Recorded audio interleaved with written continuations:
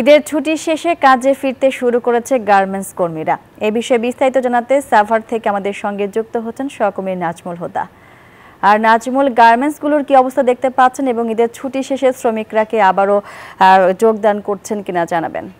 আপনাকে ধন্যবাদ। আপনি যেমনটি বলছেন, আমি এই মুহূর্তে দেখছি সাভারের হেমায়তপুরের একটি পোশাক কারখানা এবং এখানকার যে পোশাক কারখানার শ্রমিকরা কিন্তু ঈদের 10 দিন ছুটি কাটিয়ে কিন্তু কারখানায় যোগদান করেছেন এবং পোশাক কারখানায় শ্রমিকরা কাজে যোগদান করে স্বস্তি প্রকাশ করেছে।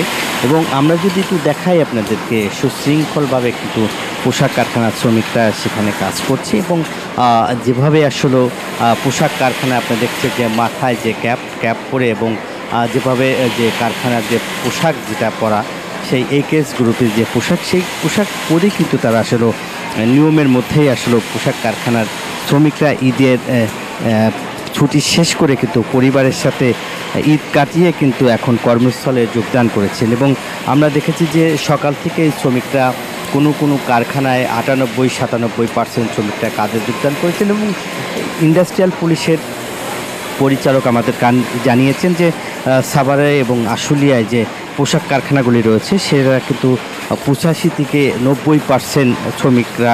বান্ডেল থাকলে প্রতি সেনমানিতে টাকা বাঁচবে। বিকাশ সেনমানি বান্ডেল কিনে জিতুন প্রতি লেনদেনে। কাজে যোগদান করেছেন এবং হয়তো বাকি শ্রমিকরা আগামীকালকের মধ্যেই ছুটি শেষ করে, যেহেতু শ্রমিকদের এবার কিন্তু 3 ধাপে আপনার ছুটি হয়েছে, 8, 7 এবং 10। এবং এই যে শ্রমিকরা কিন্তু দেখছেন যে এখন কিন্তু ছুটি শেষ করে কিন্তু তারা পুরোপুরি উৎপাদনে তারা কাজ করছে এবং কর্মস্থলে আসার পরে আমরা দেখছি যে একদম উপস্থিত শ্রমিকরা কিন্তু একদম কাজে যোগদান করছেন এবং তাদের সাথে আমরা কথা বলেছি।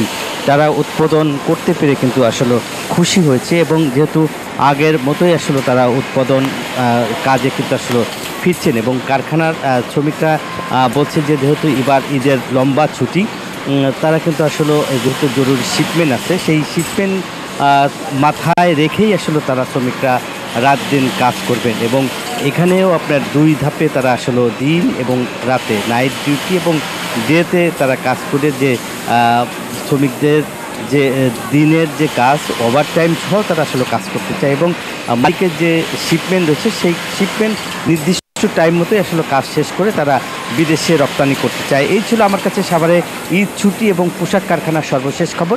ফিরে যাচ্ছি স্টুডিওতে। নাজমুল, আপনাকে ধন্যবাদ।